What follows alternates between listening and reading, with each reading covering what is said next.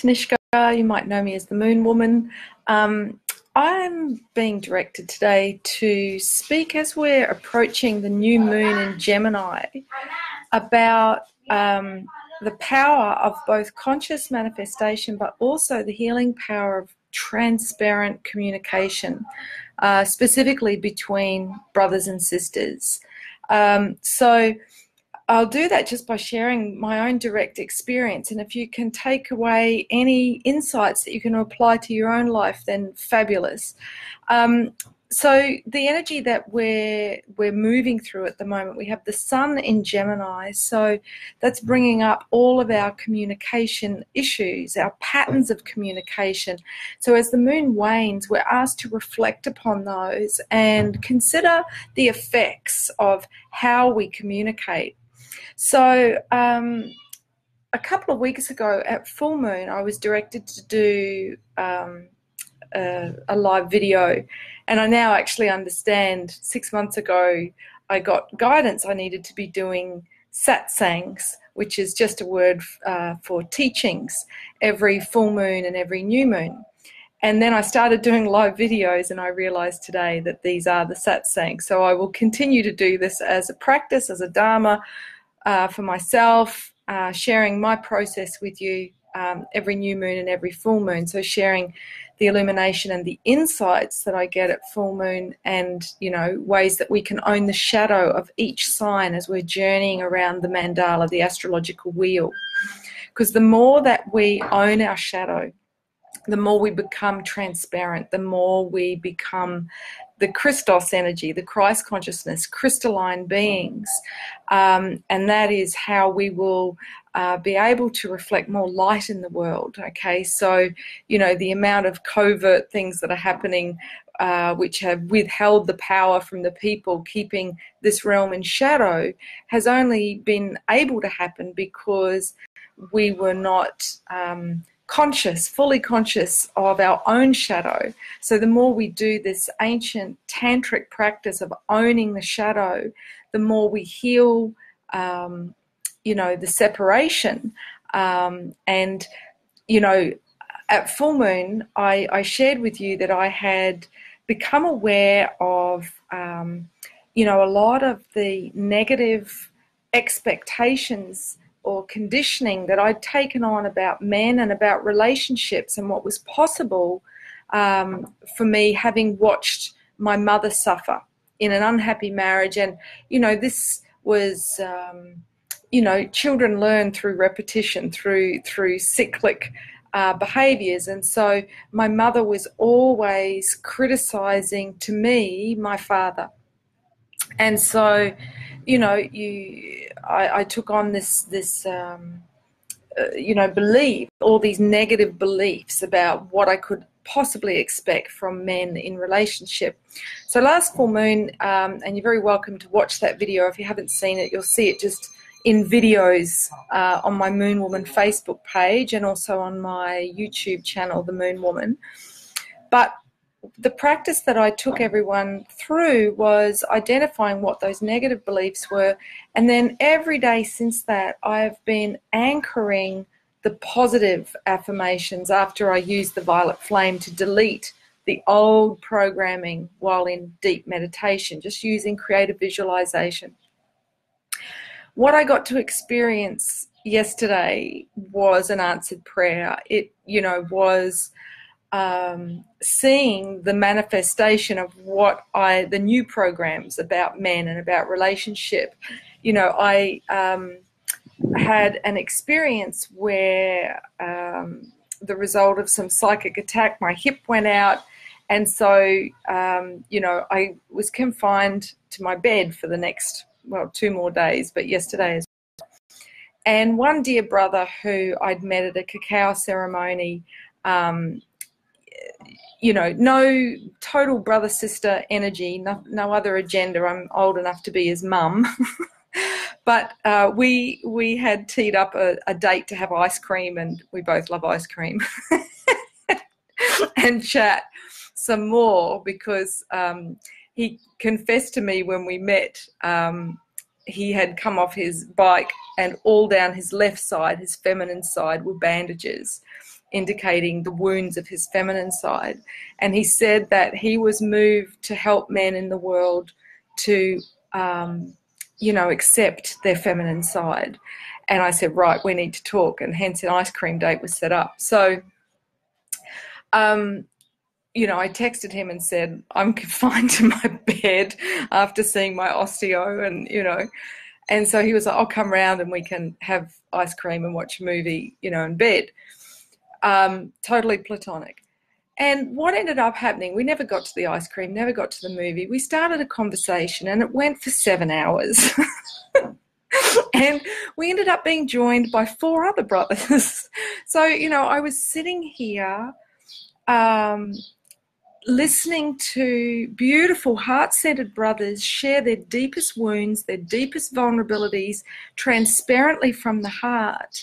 And this was, the wish, the affirmations that I'd put out. And these men were offering an embodiment of these affirmations. I'll give you an example. One of the affirmations that I'd anchored, and I'd invited the sisters to also be doing this as a daily gratitude practice, such as I'm happy and grateful that more men are initiating conscious union with sisters all over the planet, including me. And then, I had one at a time, these men acknowledged that they'd transcended porn addiction, that they, of their own volition, saw the black magic in that. This is something that I've spoken about around the world, but here they'd come to their own conclusion about that. And independently, they both said that no more would they enter a union through sex, that they, one of them said, a teacher that he'd come across spoke about sex being the top of the pyramid, and that, it is the absolute ultimate in terms of intimate communication. And so, we need to build up to that. If we go straight for that, then there's all these disparate pieces that need to be integrated. It's not, a step-by-step natural organic process of deepening the intimacy. And this is something I teach, in my Sacred Union and Partnerships book. There's a whole chapter on how to create a conscious courtship by connecting from the crown down.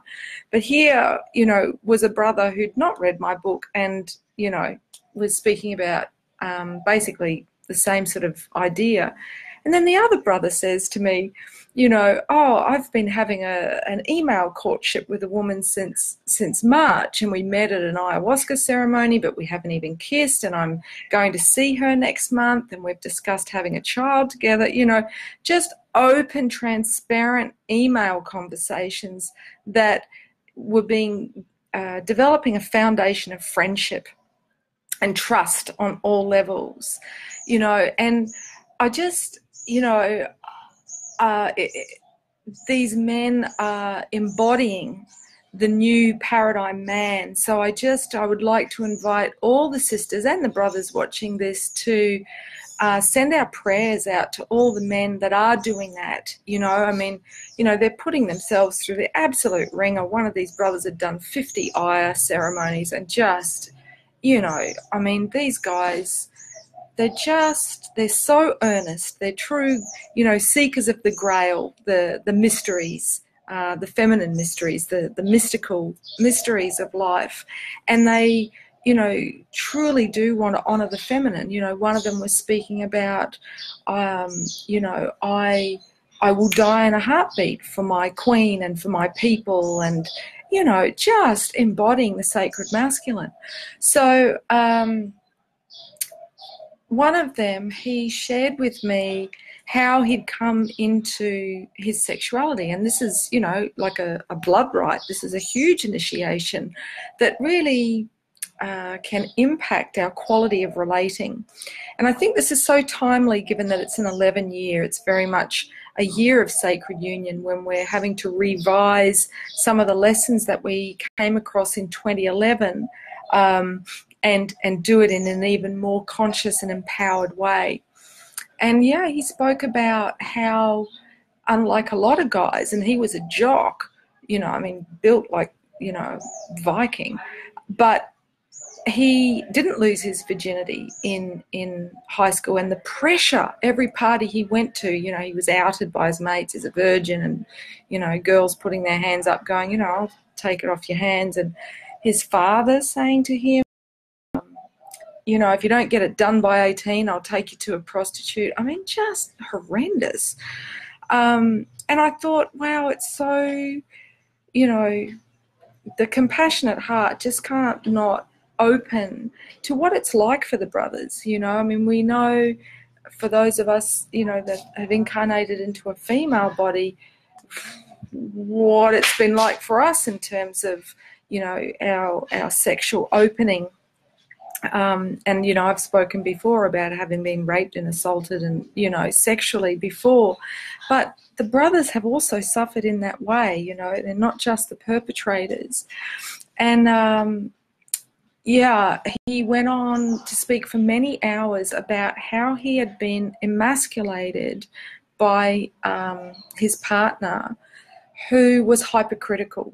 And I got it. I went, oh my goodness, what a gift I'm being shown, because that's how I have been in all of my adult male-female intimate relationships.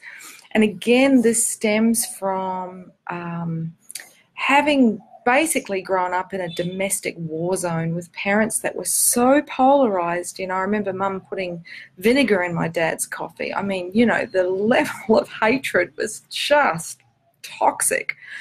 So, this was the template.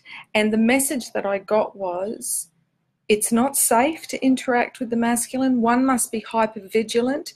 And the way to protect oneself is to constantly be on the lookout for the shadow so that you can then compensate for that. And this unconsciously was something my mother handed down to me. And I think perhaps this is pandemic, that we have these negative stories, negative expectations that are running us about the opposite, based on fear, not on love, which is keeping us in a paradigm when we have the opportunity to dance with our opposite, I want to, I'm speaking here from my own experience, so I'm speaking from a heterosexual perspective, and I cannot apologize for that. Apply this to your own life. We all have feminine, masculine within us, whether you are a masculine dominant woman attracted to feminine dominant men, or, whatever. But, let's not get into a gender debate. I just am speaking my truth from my experience. But the point is, if we have fear, we will create war, okay? We will create polarization and conflict. And so the more that this brother spoke about how his ex-partner had criticized every little thing about him, not only did I feel that one heart, that empathic brother-sister connection, I felt incredible gratitude, because he was preparing me for sacred union. So I never have to do this again. I'd become aware of this pattern 2 weeks ago at full moon, and now as the shadow becomes more apparent as we approach new moon, I'm getting to see, oh my goodness, the impact of how my shadow had hurt men. And now I can understand, why some of them have acted in a way since that has been downright vengeful, but I was really in denial. Didn't see because, and let me just explain, this to me is kind of like shadow Lilith. Lilith being the archetypal wild woman who resides in the base chakra. Now, it is her role in a conscious tantric union to point out the shadow of her partner. And I've taught that for many years, in my book, The Inner Goddess Makeover. There's a whole chapter on Lilith, and I speak about relationship dynamics and how, that's the death knell on the honeymoon period, when she points out the shadow and her mate, and he often runs, does a Peter Pan, And so, I was kind of the mindset, oh, well, I'm being of service to them every time I'm pointing out their faults. But what I got very clearly this morning is that there is a big difference between being hypercritical and having a practice where you come together in a safe space and with reverence own the shadow. Now, that is space that I have held for many, many couples, but in my own personal relationships, whilst, I would come together with them to resolve differences in a held space, I was operating in hypercritical mode most of the time because of my fear of intimacy, meaning destroy or be destroyed, dominate or be dominated. So, this is saturating our collective consciousness, this belief, this Darwinism, competition of the fittest, and that's actually a distortion of Darwin's teaching. For anyone that isn't aware, watch the film I Am. It's a beautiful film about, the oneness consciousness, learning to move as a flock of birds or a school of fish, moving beyond this illusion of us and them, and therefore needing to take someone else down before they take you down. And with the divorce rate being at nearly 50%, I mean, I used to work in the divorce court, so I, in addition to seeing my own parents' warfare on all levels, I got to see it play out as the end game and the cost of that, in every sense. So, what I see as my role in this 11-year, this year of sacred union, of self-mastery, is to out my own shadow, the shadow feminine, every dark moon, via a satsang, via a teaching, via a live video, in the hope that this will also light the awareness in my sisters globally to be able to go, oh yes, I do that too. I see that in myself. Because the more light of awareness that we bring to our shadow, the more we are available to intimacy, to true union, rather than taking a mindset of competition into our partnerships and then for needing to prove ourselves to be the superior one by, undermining, debilitating our partners. So, look, that's pretty much it. So if you found this insightful, if you found this helpful, would love to hear your comments. If you feel intuitively to share it, then fabulous. The New Moon Astro Oracle, which gives my insights about this new moon, I've just published on my website. So if you go to themoonwoman.com and you click on Astro Forecast, you'll see that, and I'll post the link here on the Moon Woman page as well. So yeah, look, I just encourage you to really revise the power of your subconscious thoughts that are running you. Because Gemini is an air sign, it asks us to look at where our mind is keeping us playing small, all right, and to transcend the fears of the mind so that, we can communicate in a way that is safe. And if we can't do brother-sister, we can't do intimacy with our beloved, with our opposite. So I encourage you, brothers and sisters, to have really heart-centered, open conversations, because it's through exposing ourselves completely, emotionally and psychologically, that we learn, without the charge of intimacy, we learn to identify what our shadow patterns are, so we don't have to unconsciously project them and re-wound our partners. And it is my absolute knowing that the way we will heal our planet back to green is through the healing of opposites, is through the coming together of brother, sister, and beloveds. Again, not necessarily heterosexual. We've all got feminine, masculine inside of us, but through us healing our fear of the opposite, healing that within. And if you would like me to facilitate you through that process, then I'm running a Rainbow Bridge retreat here in Bali in December, and it's during the transit of the sun through the constellation of Ophiuchus, which is the sign of the awakened man, he who raises the twin serpents, which represent, the meridians of feminine, masculine consciousness to become a whole, sovereign, sacred being who is therefore ready for true union with someone who has also done that. So yeah, if you can't get to Bali, then check out my Sacred Union books. They're on my website, themoonwoman.com, and love to hear your comments. All right, blessings on your day from Bali. Ciao.